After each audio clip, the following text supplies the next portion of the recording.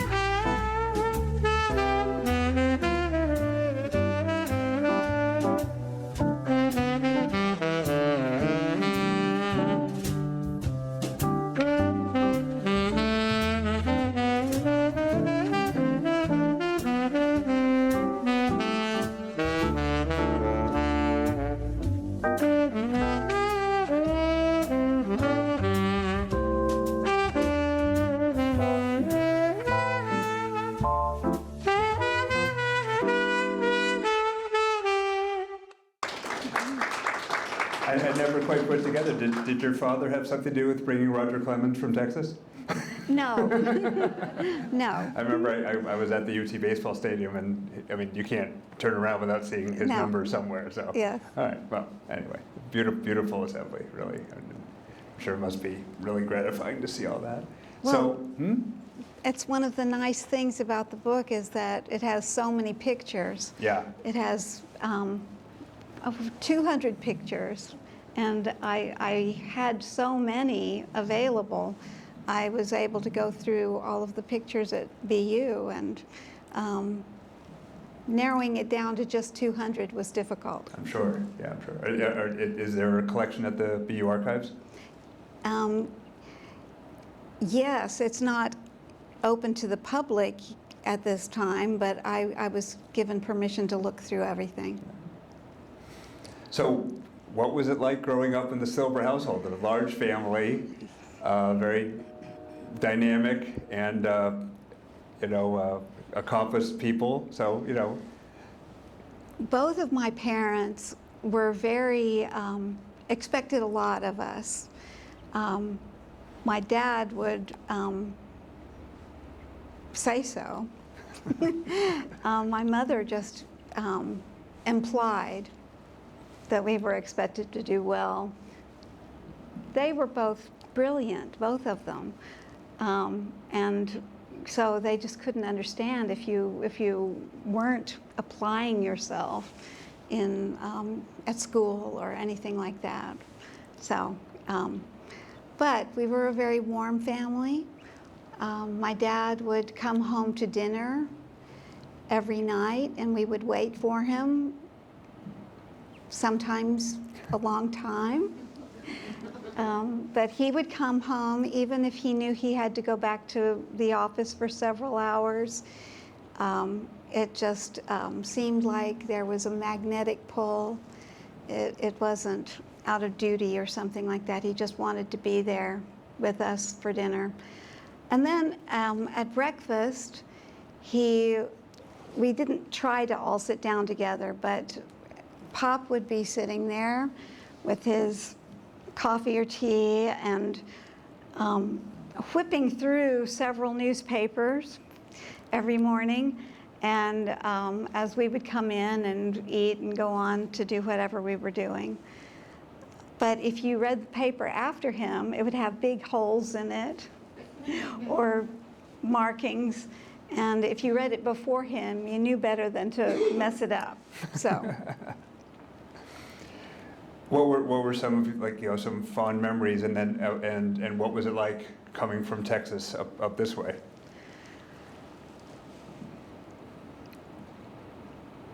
We owned a sailboat in Texas, the Dram Jackal, that we would sail on Lake Travis, and that was just one of the most lovely things. My dad had learned to sail from a friend of his, and he was teaching my older brother how to sail the boat. But we would go out on the lake as a family. We'd always take wonderful picnic meals with us, and we'd go for a swim, then we'd eat, we'd come back. That was one of the best things. But then when we came to Boston, we never got a large boat like that for the whole family. Pop was looking around for one, but then he ended up getting a sunfish, and he realized that you can take one person, one child, one grandchild, one friend out for a long conversation, just the two of you, and he loved that. So he never actually went on to get a bigger boat. His friend Arthur Metcalf, who was the head of the board of trustees at BU, had a magnificent, huge sailboat called the Veritas, and my dad could sail that. So he enjoyed all of those types of sailing. What sides of your father, did you see? What were some of the things that were most important in the family that once your father kind of went back to the office, kind of maybe got left at home?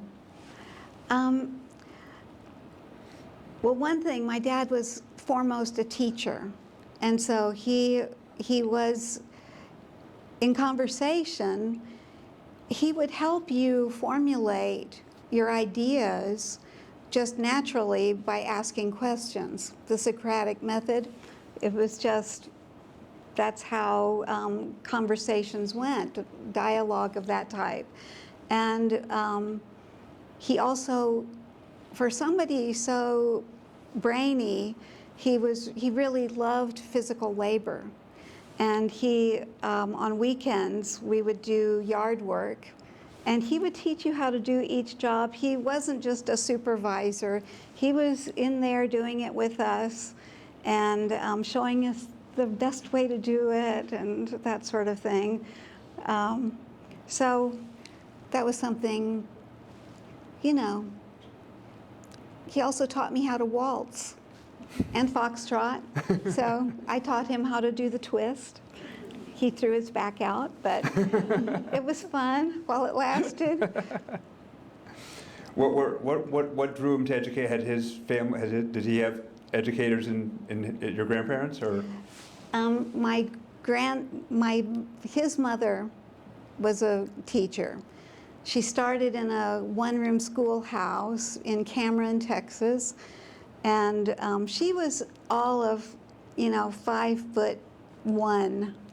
She was a very diminutive lady, but she had a very great presence and never had any trouble keeping all of those kids of all ages in line in her classroom.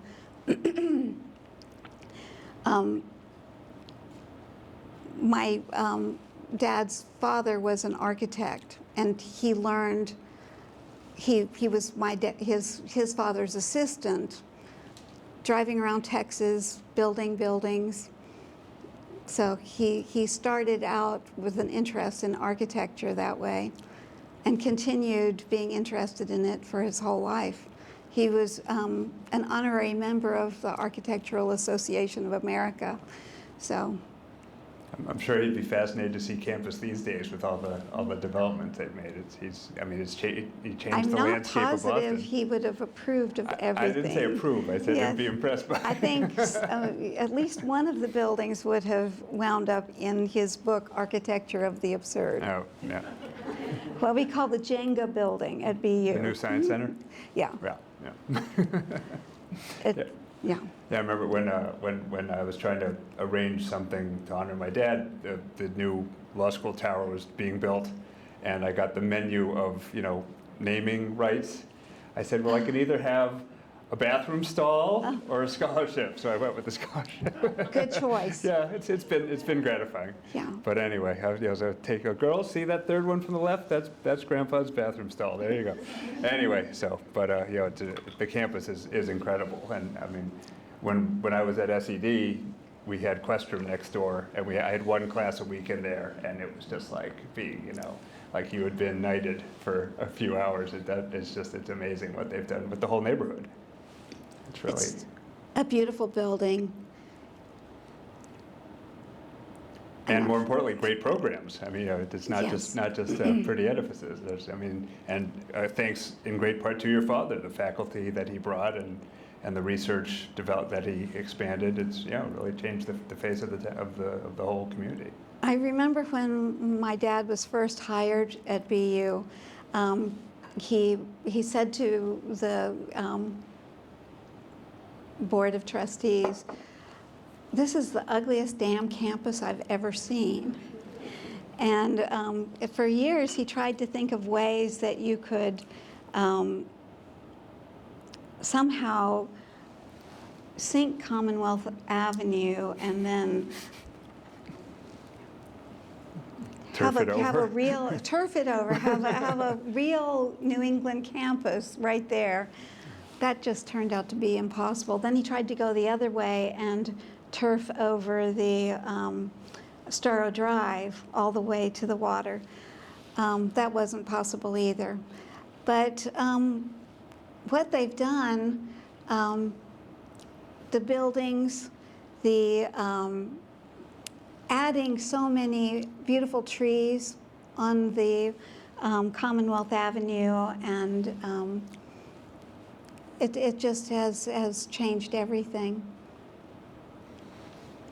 So what with the early interest in architecture, what that you know of your father drove him not only to education, but to be so ambitious and so driven to be a leader in the field?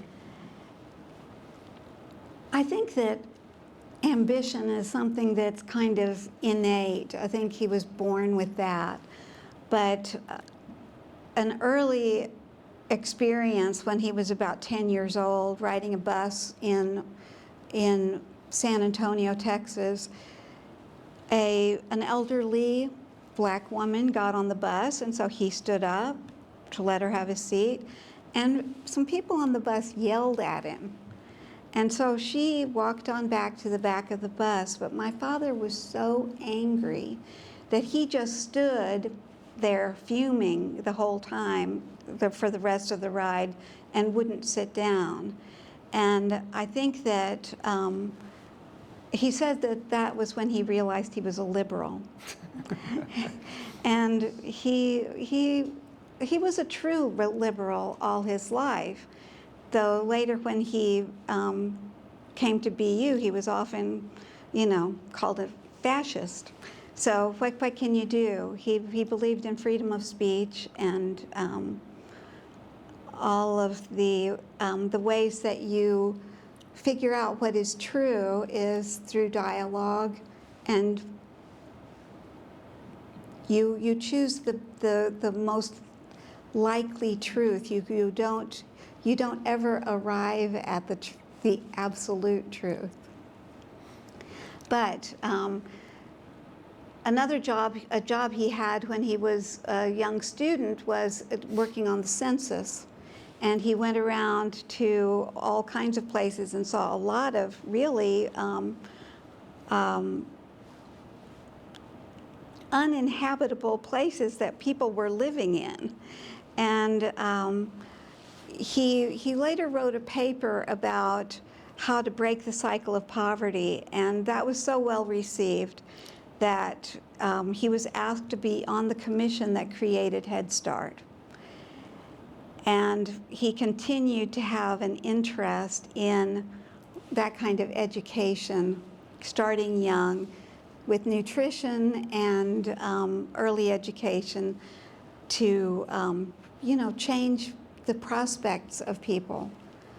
And then later, when he was a professor, he would have his students, undergraduate students, do something that he called the Slum Project.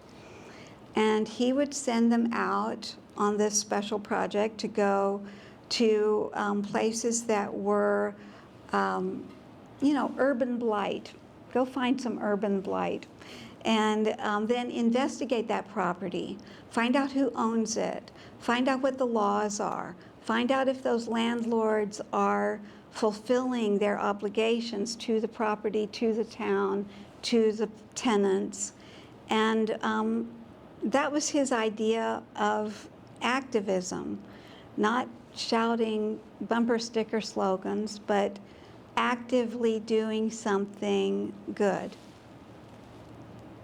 And I mean, that clearly showed up during his tenure with the education system in Chelsea and all those things that he took on that most university presidents or chancellors even wouldn't really touch. I think most would not be brave enough to do that. When Chelsea was in receivership, my dad had the idea that BU would take on the running of the Chelsea schools, and they did so for 20 years and really turned the schools around there. And they're not forgotten. Yeah, that's definitely. So we saw it in your wonderful slideshow, a lot of people that I'm sure we all recognized. Yeah. What was that just sort of how life was in your family, or did you realize that it was not so usual? You never knew who you were going to meet, and I think that's partly what my parents loved. They just loved meeting everybody, and they would, you know, learn about people before they met them quite often, read their books, listen to their music. It was a great interest to them to meet people and see how they ticked and what made them, what they thought. But there were always artists and writers and interesting people that were friends of my parents. And Tom Wolfe was one of the most interesting people I ever met, always with such surprising thoughts. And Mayor Menino surprised me in person just by being such a powerful man and strongly built, and just you could just feel the force of character right there in him. Elie Wiesel was, you know, every year he would come and give, he had taught classes at BU, but he also gave a public lecture once a year. And my dad would always introduce him, and he considered it a challenge to see if he could come up with a new introduction each year. But Elie was just such a great man, and he took Pop and two of my sisters to Israel one time, and showed them around. And I mean, my dad had to be stopped from going out to see what the landmines were like, but other than that, it was pretty sedate, except that Elie was able to show my dad the name of his great aunt who had died at Auschwitz. And he had known she died during the Holocaust, but he hadn't known exactly where. And so that was an eye-opener and very touching for him to see the memorial to her and others. What do you think it was about your father that he was able to draw that caliber person to not only just be a friend or an honorary doctorate, but faculty, co-counselors, things of that sort, the people he was able to surround himself with on a more long-term basis? He was the most alive and alert in the moment person I've ever known. It made it so exciting to be with him. He was always thinking, he would always think of something that you hadn't thought of, or engage you in a way, and I think that is the quality that people really that gravitated toward him for. Also, he was just knew so much about so many different things. He was an artist, he was an athlete, he was a scholar. He knew so much about universities. He could tell you what the philosophy department is like in this university and how many people and what do they specialize in. He never forgot anything he ever learned. You know, he just had this terrific memory because he had this terrific interest. What do you think prompted him to go to take a stab at politics? Oh, well, I think he was always interested in politics. Even back in Texas, when he was at the University of Texas, he started making speeches around Texas to larger and larger audiences. And I don't think that the head of the board of trustees there, who had his own political candidates that he was running, liked the idea of Pop becoming political. And he called him into his office and said, "John, I'm going to make you famous. I'm going to fire you." And he did. And that's when actually Pop started getting offers from all across the country. And at dinner time, we would sit at the dinner table and talk about, well, what do you think about Colorado? And what about California? You know, we had offers from all of these different places. And then he got the offer from Boston University. And that was just the most interesting because, first of all, there's so much history in Boston, and it's such a beautiful, beautiful place. And I think that really attracted my dad. But secondly, Boston University had, it was on its way toward bankruptcy, so they really needed somebody who would change it and who would really make it into something that was a going concern. And so Pop was really given free rein to do whatever he wanted.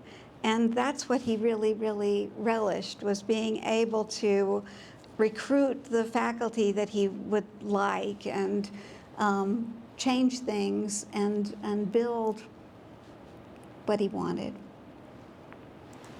So getting to the book itself, was it something that had always been in your mind, or did just one day you just said, this story needs to be told, or what was the spark?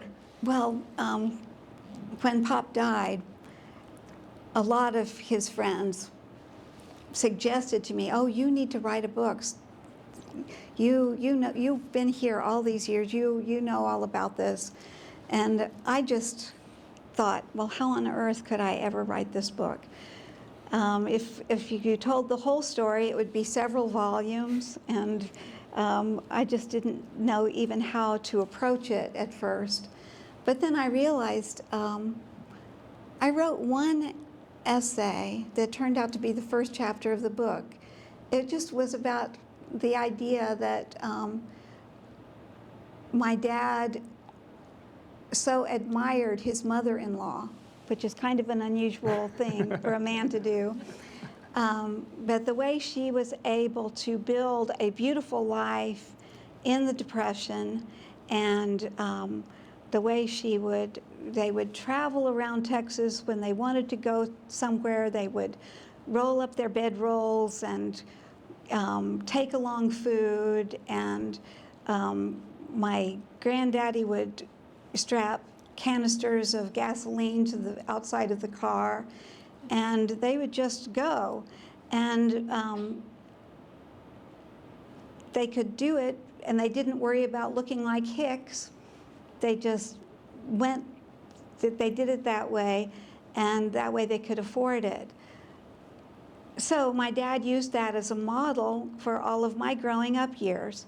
And when we traveled, we always traveled with air mattresses, and we would have 1 or 2 hotel rooms that we would camp out in, and we would take along food, or we would buy rotisserie chickens and have picnics on the side of the road. And that way, my parents could afford to take 7 kids all across the country several times, and around Europe a couple of times too. Where did you do the most of the research? Was it? Well, I spoke with people. I talked to people at BU and friends of my dad's, and consulted my sisters, and basically I took a long time to write this book. It took about 7 years to do the whole thing, and I really just started it And I started with that one chapter, and then I realized, okay, well, I need to figure this out. I divided it into sections, and I labeled them because my dad was an artist. The background, which was all of the forces that influenced him. The foreground, which is my mother, my siblings, and me, our move to BU, and all of that.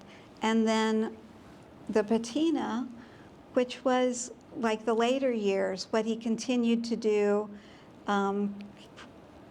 continued to work even through tragedy, but he wrote several books at the end of his life and continued to have, do important things. So I can't remember where I was.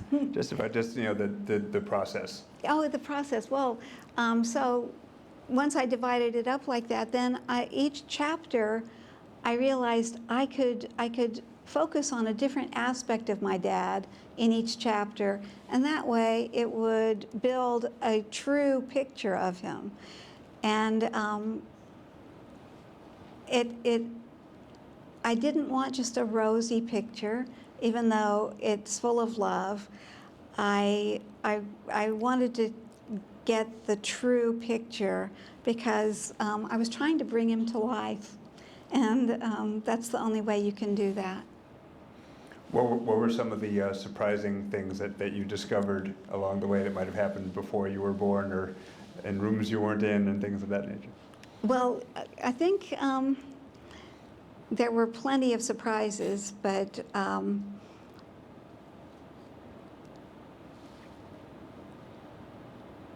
I didn't really know. I didn't know everything that he had done. I didn't know that he was one of the founders of the Texas Society to abolish capital punishment.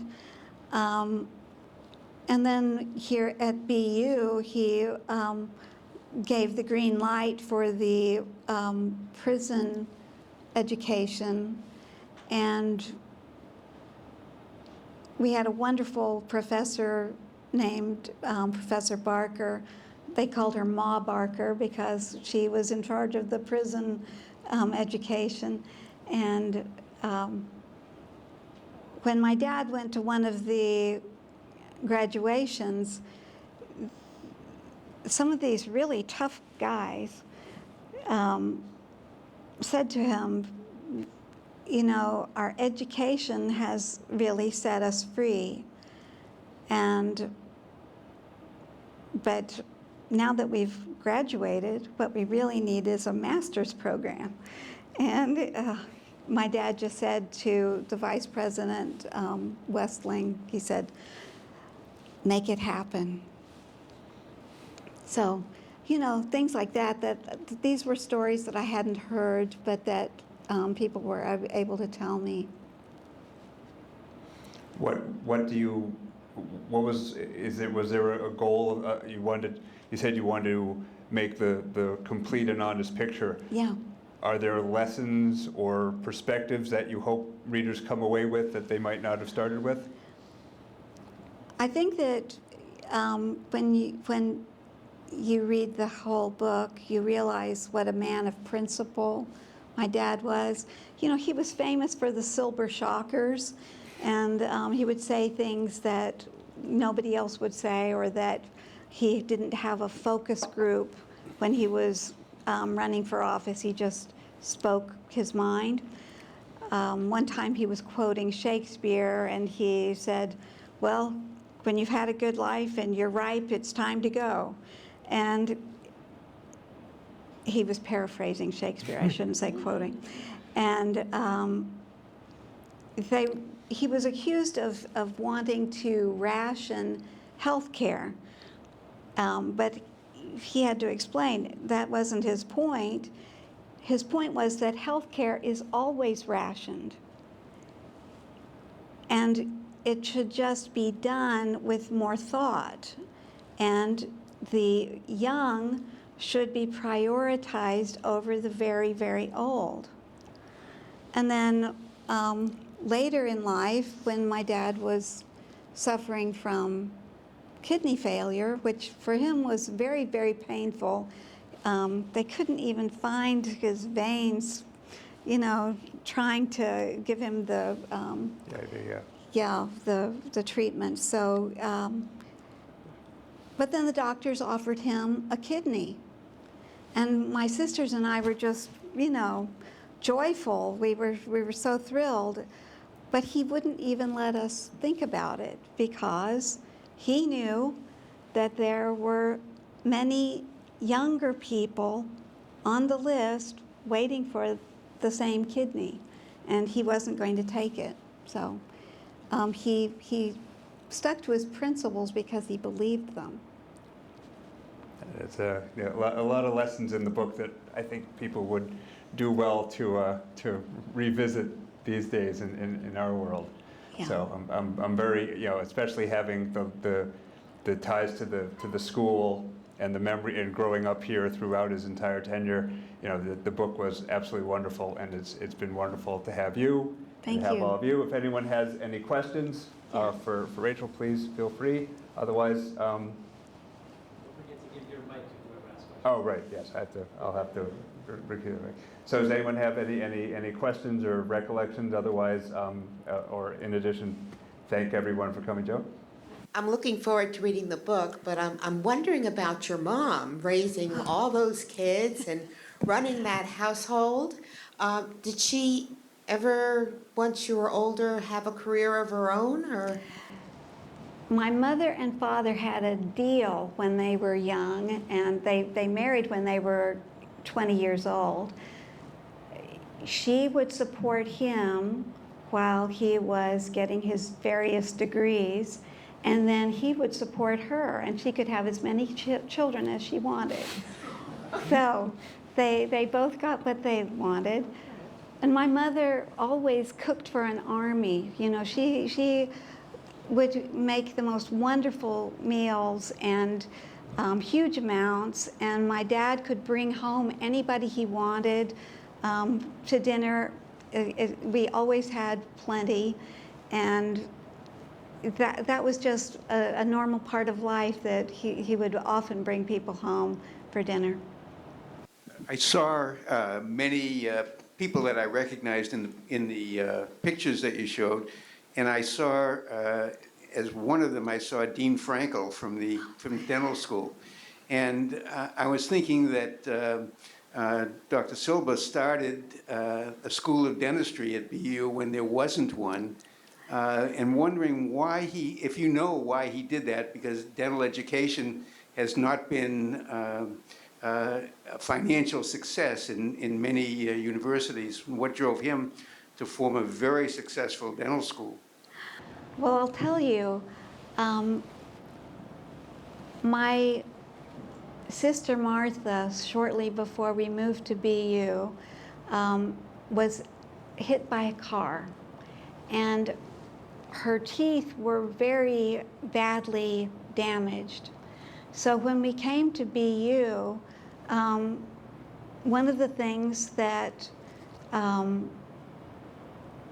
my dad was interested in, besides building the university, was taking care of Martha. And Dr. Frankel and Dr. Goldman, wonderful dentists, they rebuilt her teeth, and I don't know that was his impetus, but I would not be surprised if that's what got him interested in the whole issue of dentistry. And you can't stop him once you get him started. And so the rest is history. I grew up in the neighboring town to Chelsea. I grew up in Revere, but it was many years later when your dad took over the Chelsea school system.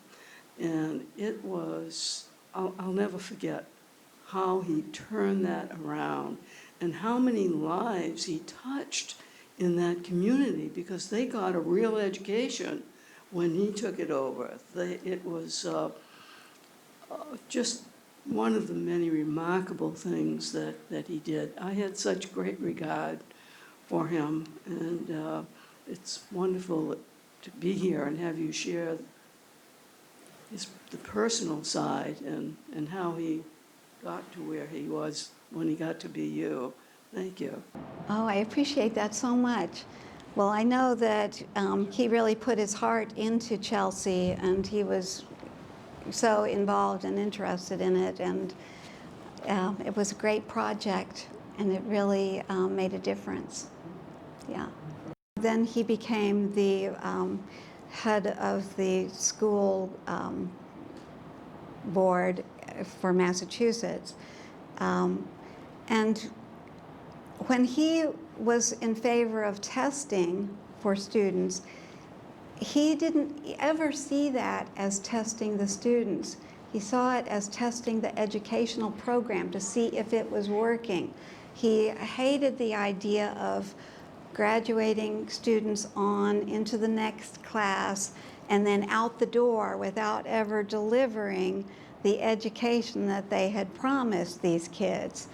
And for him, every kid mattered. Well, he really turned the education system around 100%. And I've been retired for about 15 years now, so I don't get back to Chelsea too often. But I think that's something that should have been replicated in the United States. When you tie a university to a school with a dynamic leader, amazing story. Yeah. Just a couple of personal anecdotes. I had worked at Boston University a number of years ago. I had occasional interactions with your dad, but with regard to the man who fired him, I think it was T.E. Irwin was his name. Yes. And I one time said to your dad in the conversation, I said, well, gee, isn't that a conflict of interest? And your dad looked at me and snarled and said, T.E. Irwin taught me where there's no conflict, there's no interest. So that always stuck with me. The other is his abortive political career. I was in charge of fundraising at BU's medical center, so I had a safe barrier. I was 3 miles away from headquarters. And was curious and got involved in his political campaign just because I'm a lifelong Democrat. I'm a liberal with the small L, and I thought he would be an excellent governor. I thought he'd be very, very thoughtful and not just don't spend, but spend thoughtfully and intelligently. And so I brought several alumni, people that had contributed to the medical school, to headquarters on Stewart Street, and his right-hand woman at the time, who was his administrator at BU, came with him, Christine, to the campaign. And one day I delivered somebody who knew him, was an alumnus of BU and a donor, and I figured I'd drop him off and make the introductions and then scoot. And somehow I got stuck in the meeting. There were 4 of us, your dad, Christine, this gentleman, and myself. Okay, anyhow, the fellow that I brought, well-known person, philanthropist, and said, may I call you John? He said, of course, Lou, we've known each other a long time. He said, well, John, I'm inclined to vote for you and support you, but in preparing for the meeting this morning, I spoke to a number of people, both those who wouldn't support you and those who will, but they all said the same thing. I have one piece of advice for you. He said, go ahead, Lou. He said, well, John, he said, nobody votes for somebody that's always scowling. You have to smile. And I said, oh, here goes my career at Boston University.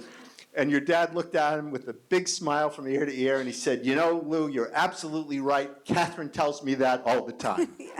Well, of course, that was his undoing 3 days before. He scowled at the wrong newscaster. But it was wonderful to watch and see. And as you've indicated, he was a fascinating and multifaceted individual.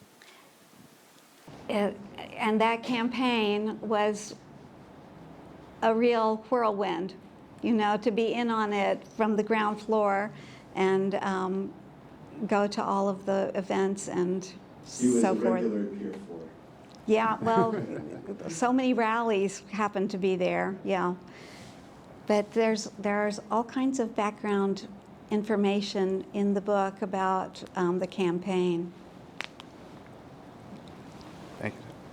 Anyone else? All right, well, I think you can stay for a few minutes if anyone wants to. Yes. Thank you all for Thank coming, you. everybody.